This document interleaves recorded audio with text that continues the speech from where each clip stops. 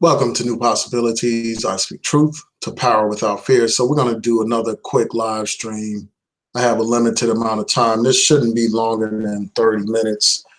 But I had to get on here and talk about this. So this attorney who represented Stormy Daniels, his name is Michael Avenatti. He's made some recent comments that people have taken issue with. And, people are accusing him of racism. And I want to take time to, discuss this, talk about what he said, and then provide my brief analysis of his comments. So what I'm going to do is I'm going to share my screen for a second. You can just bear with me a quick minute.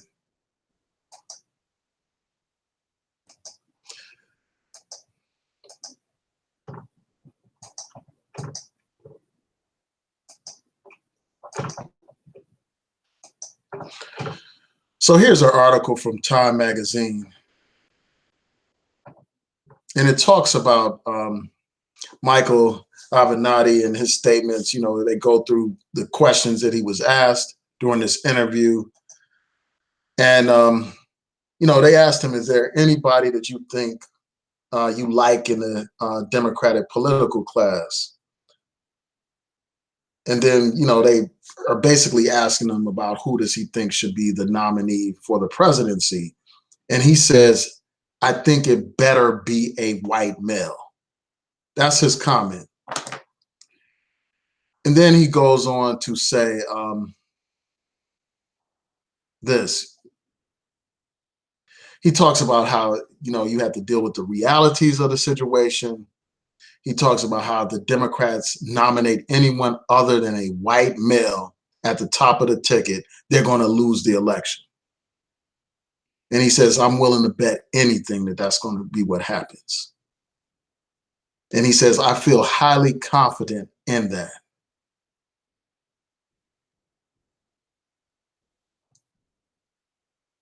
And then he talks about like how he just thinks that if the Democratic Party nominates somebody other than a white male for president, then there's going to be a repeat of what happened in 2016 when Hillary Clinton lost to Donald Trump.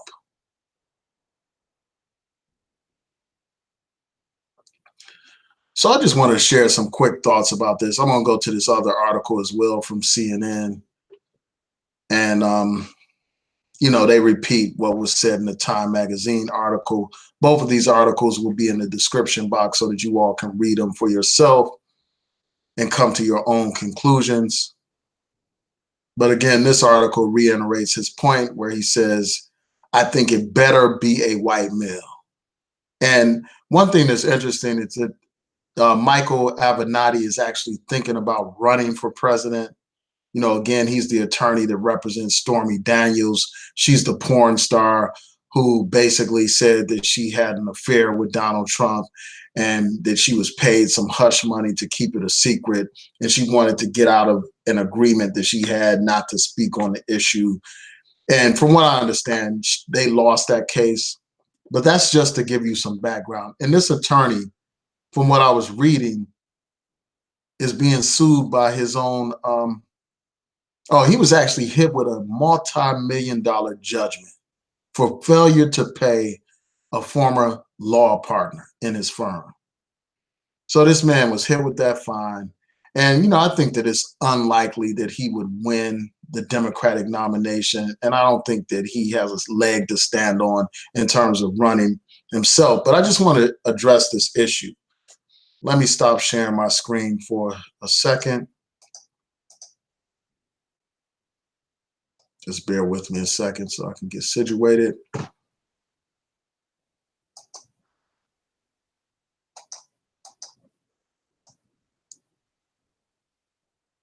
Shout out to Norris Cool. He said white folks stay on code while black people have been BSing blacks into thinking they're doing and supporting self, is racism. Have been basically he's saying that black people are tricked into thinking that if you do for yourself or you support yourself, then you're participating in racism. Now, I don't understand like how that's tied to this particular situation, but I will say this, I'm going to provide my commentary about this. I mean, I just think that this is another example of white liberal racism, where these people talk about how they're acting in the best interest of minorities. And that's something that he says in this article. Let me just go to a segment of this article where they actually have his tweet up here. He says, let me share this real quick so you can see this tweet.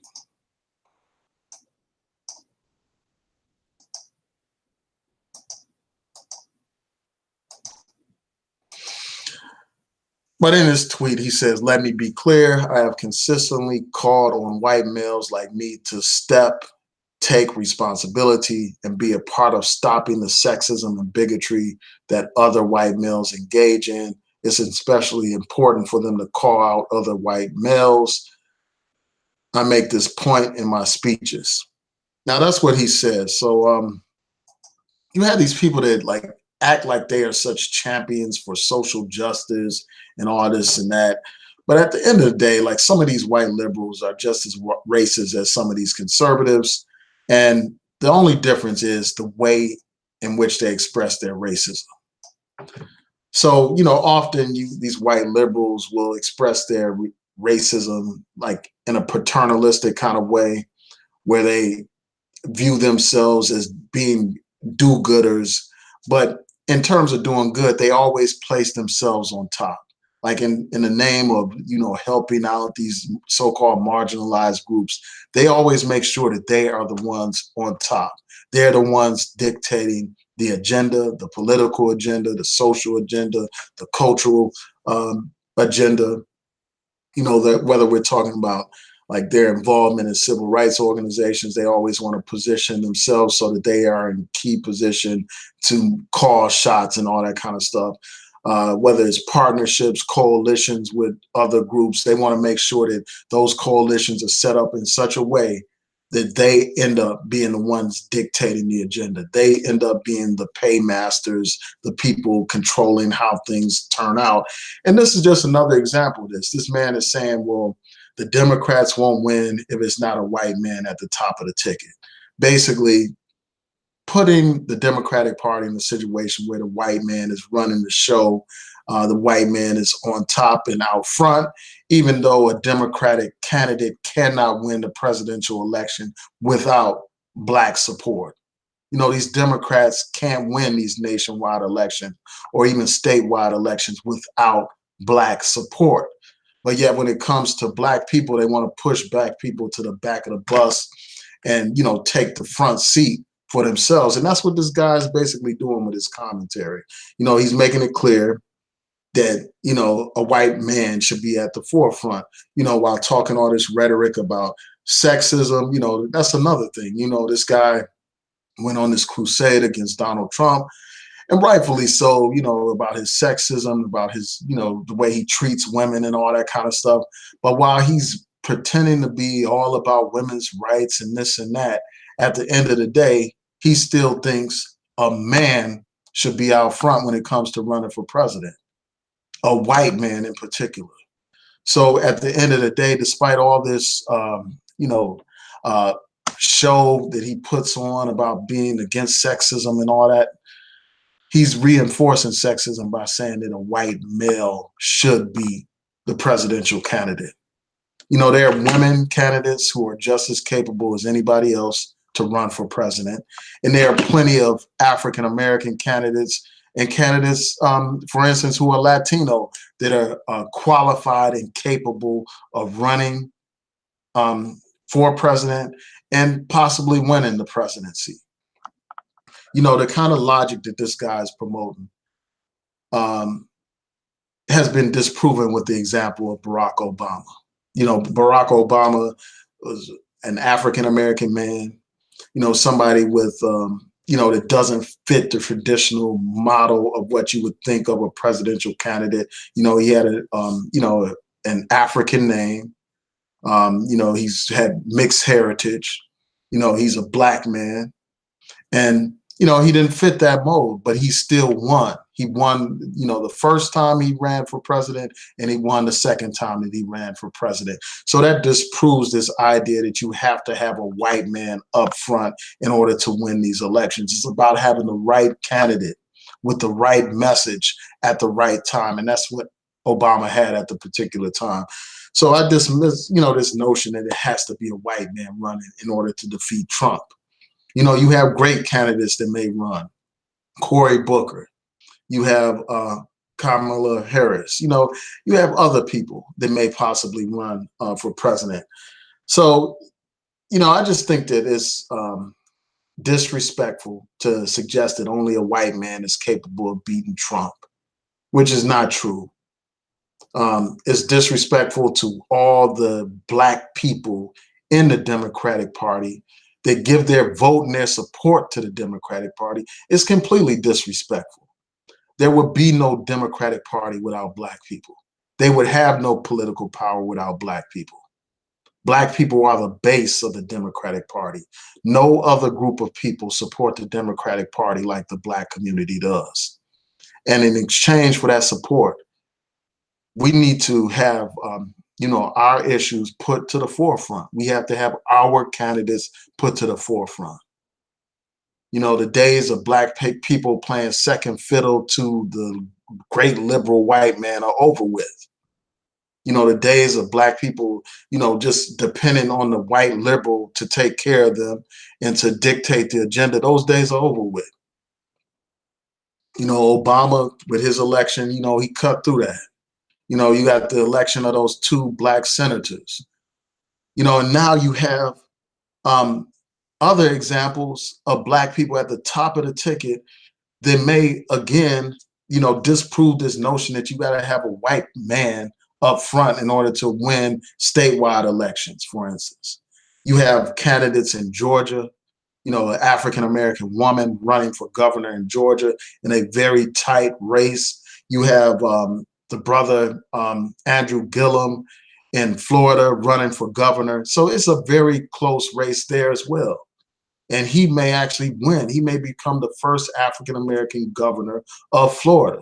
And the sister may become the first African-American woman governor, an African-American period governor of Georgia. Then you have the brother Ben Jealous, somebody that I have great respect for, somebody that I've worked with and I've seen up close. He has a real possibility of becoming the first African-American governor in Maryland. So these trailblazers may disprove this guy's point about needing to have a white person up front running in these elections. And, one thing that people want to say is, well, this is being realistic. This is the climate in which we live, where you have people that, vote for candidates based on race. And, this is the climate of Trump, where people are supporting Donald Trump. You need more than just a white man running against Donald Trump. That's not the only way Donald Trump was able to win, is because he's just a white man. He ran against other white men and all that kind of stuff, and he defeated them. So it's bigger than just the white male question. It's much bigger than that. And frankly, his election was a surprise, a complete shocker to most political analysts. Hopefully it's an anomaly. Hopefully he won't be reelected to a second term. And hopefully during these midterm elections, the Democrats will gain a substantial number of seats in the House and possibly the Senate to fight back against Donald Trump's agenda. Because this country is browning. You have more people of color in this country, a changing demographic in terms of the electorate. So I was frankly just surprised that Donald Trump won. But this is, after all, America, a country with a long history of racism and bigotry. And that's what this guy panders to. So, just putting a white guy up against him is not going to be enough. You need to have somebody with vision, somebody that's inspiring, somebody with great ideas that are beneficial to all Americans to defeat a Donald Trump. And I think that Donald Trump has given people so much material to work with in terms of destroying him in a campaign that it's I would be surprised if Donald Trump wins again, but I was surprised the first time, so you never know. But those are my thoughts. I just wanted to get on here and share my thoughts about this situation. Too often people think that these white liberals are all your friends, and they're not all your friends. I mean, of course, there are some white liberals who are committed to social justice and racial equality and stuff like that, but then you have others who are not. Others who are conniving, others who are just as racist as the most right-wing Republican. So we just got to be on point, man. And this guy, if he decides to run for anything, the black community needs to stand against him because he's shown his disrespect towards the black community. And again, as I said before, I don't think he has a shot for obvious reasons. I mean, this guy has been sued by his own law partner for millions of dollars, and his law partner got a judgment. So how could you trust somebody that can't even conduct business with their friends in a fair and equitable way? Somebody that has to be sued. So those are my thoughts. Let's see what you all are going to say. What did you all are saying in the chat room before I close out?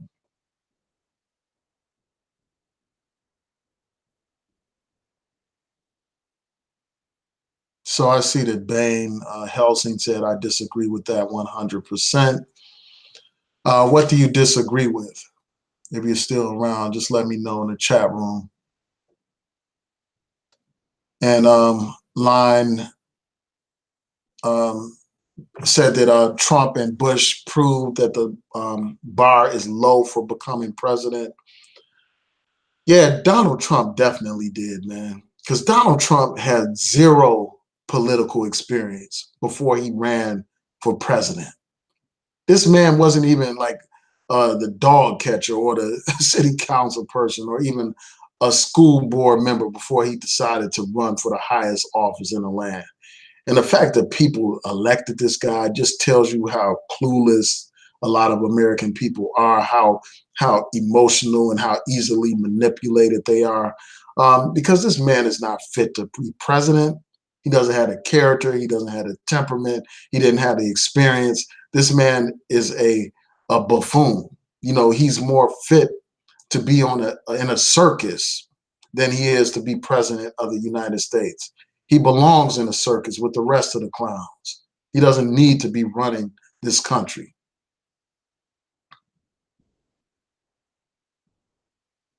Yeah, so Bain said all the races voted for Trump. That's obvious, absolutely.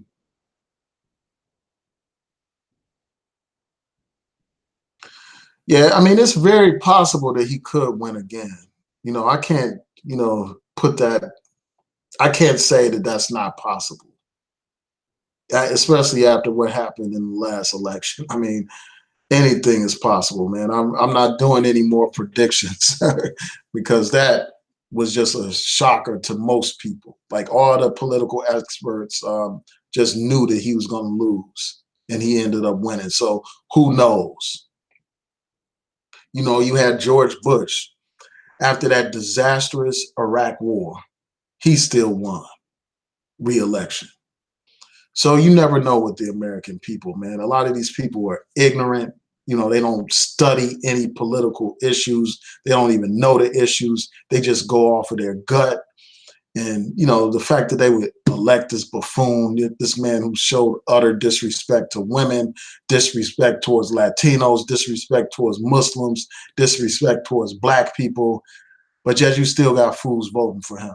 A man who refers to black people as like, there's my African American over there, but yet and still you got a conglomerate of coons that want to celebrate Donald Trump.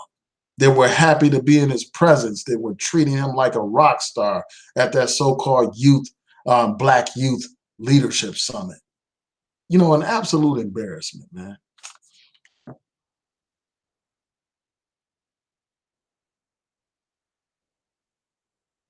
So Bain is saying that Avenatti is basically saying that racists voted for Trump. and that it takes white men collectively to try to change their minds. And you said, I don't feel that Avenatti is racist. You know, I think that he is racist, man. Let me just look over your comment real quick before I respond a little bit further. I do agree that racists voted for Donald Trump. You know, that's undeniable and obvious.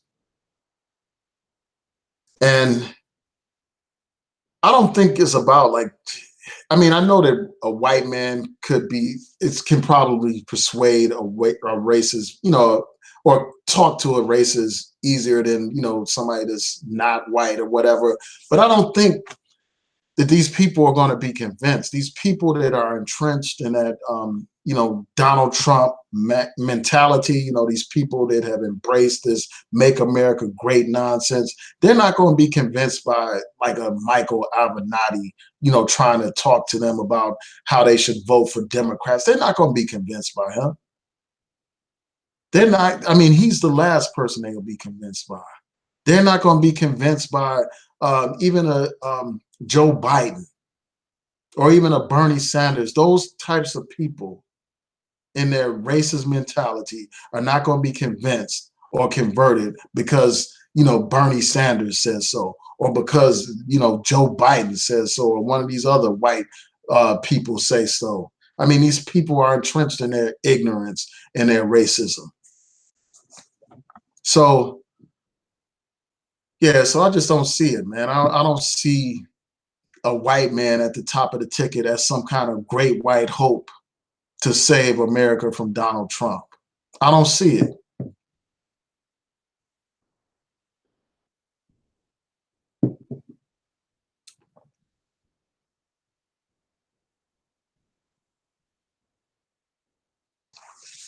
Now, somebody said you do know that Democrats are just as racist as Republicans. I guess that's the point that they're trying to make. I mean, I guess on an individual level, some Democrats are racist, you know, just like Republicans are. But when you look at the policies of these two parties, there's a night and day difference. There's a night and day difference. It's undeniable. When you look at how they dealt with, for instance, the issue of voting rights. And I know you got these people that want to go back to ancient history, but I'm talking about modern times. When you look at the issue of voting rights, who is trying to suppress black voters? The Republicans. Who's trying to suppress black voters in Georgia? Republicans. Who tried to and succeeded at gutting the Voting Rights Act? Republicans. When you look at the how they voted on that case, Shelby County versus Holder case at the Supreme Court, who voted to gut the Voting Rights Act? Republicans. When you look at the issue of police brutality, which administration said that that's just some local issue? Republicans under Donald Trump. You know, who has dismissed this idea of entering consent decrees to end discriminatory policing practices? The Republicans under Donald Trump. Who's running around here talking about they support racial profiling and stop and frisk? Donald Trump, a Republican. These people are hostile to our interests. They're hostile to our interests. I mean, look at what Donald Trump said about those black men protesting against police brutality. He called them sons of bitches. Donald Trump is the one that took out a full-page ad calling for the death penalty to be imposed against those brothers who were wrongfully accused of rape in Central Park. That's Donald Trump. That's his legacy. So it's a night and day difference between these parties. Donald Trump is a Republican supported by Republicans. It was Republicans that are trying to get rid of affirmative action. Republicans are the ones doing that. Yeah, so I'm going to have to go, y'all. With that, I'm going to say peace and blessings to each and every one of you. I'll see you on the next video.